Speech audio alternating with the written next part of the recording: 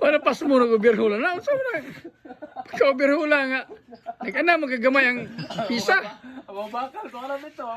Aloy lang ito. Pag ipangawat mekaniko na. Unsa klase mekaniko ni mukaon.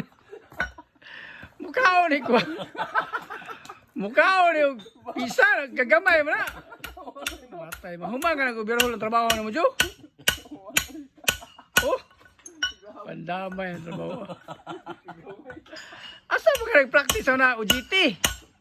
Mag-practice mekaniko nga.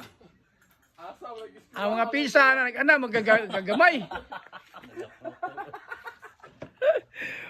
Mahuman pa ka na trabaho ana. Wala yung mga pisa. Mga putol. Ha?